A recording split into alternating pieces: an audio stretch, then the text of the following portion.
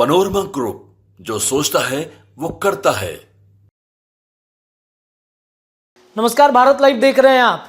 Nitish Kumar NDA में आ चुके हैं और अब सरकार भारतीय जनता पार्टी की चलेगी। और भारतीय जनता पार्टी ने जो वादे बिहार के जनता से किए थे, क्या उन वादों पर अब खरा उतरेगी, इसकी चर्चा तेज हो गई है। बिहार में विशेष राज्य के दर्जे की चर्चा और रोजगार की बातें अब खूब होने लगी हैं, क्योंकि एक तरफ रोजगार की अगर बातचीत करें तो जब तेजस्वी यादव बिहार में सरकार में थे, उनके पास कई ऐसे विभाग थे जिन विभागों में उन्होंने बहुत ही अच्छा काम किया है।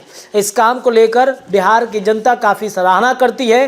तेजस्वी यादव के ही वजह से बिहार में जो शिक्षकों की बहाली आई है, जो राज्यकर्मी का दर्जा है वो मिला है। क्या भारतीय जनता पार्टी तेजस्वी यादव के जो काम थे उस काम को भुना पाएगी? क्या भारतीय जनता पार्टी बिहार के बेरोजगारों को रोजगार दे पाएगी? ये एक बड़ा प्रश्न उठ रहा है, क्योंकि भारतीय जनता पार्टी जब जब सरकार में आती है तब तब रोजगार के मुद्दों पर घिर जाती है। 2 करोड़ रोजगार की योजना पर नरेंद्र मोदी जहां देश भर के युवाओं को ठगने का काम कर रहे हैं, ऐसा लगातार युवा कहते हैं। कई विभागों में वैकेंसियां नहीं आती हैं। सेंट्रल गवर्नमेंट के कई ऐसी बहाली है जिस बहाली को आने में काफ़ी देरी होती है। इसलिए युवा लगातार कहते हैं कि नरेंद्र मोदी ने युवाओं को ठग लिया।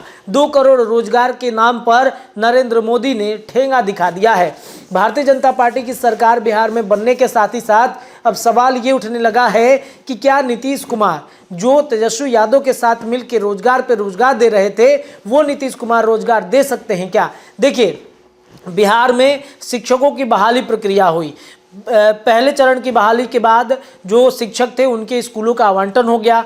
दूसरे चरण की बहाली प्रक्रिया के बाद भी शिक्षकों का आवंटन हो गया। अब तीसरे चरण की बहाली के बाद भी तीसरे चरण की बहाली प्रक्रिया की चर्चा होने लगी है। 2024 आ चुका है, तीसरे चरण की बहाली होगी कि नहीं होगी, इस पर चर्चाएं तेज हो गई हैं। और इसका श्रेय कौन लेता है? जाहिर सी बात है, तेजस्वी यादव के नेतृत्व में ये सारा कुछ हुआ था। बीपीएससी की वजह से बहाली प्रक्रिया निकली थी और बीपीएससी प्रथम चरण, द्वितीय चरण और अब तृतीय चरण। हालांकि ये अनाउंसमेंट तेजस्वी यादव जब सरकार में थे, डिप्टी सीएम थे, तब ये अनाउंसमेंट हुआ था।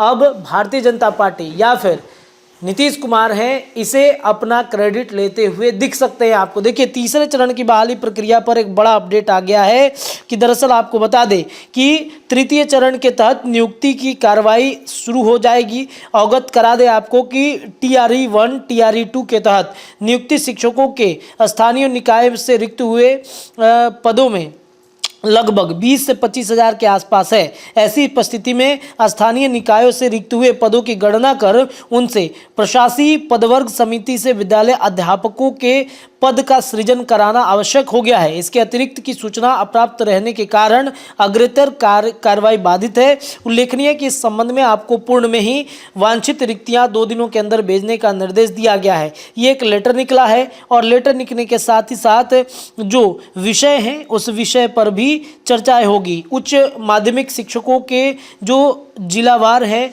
विषय 2 हैं और इस विषय में स्थानीय निकाय के शिक्षक जो TRE 1 एवं TRE 2 के तहत विद्यालय अध्यापक के पद पर नियुक्त हो गए हैं, उनकी रिक्ति 3 है।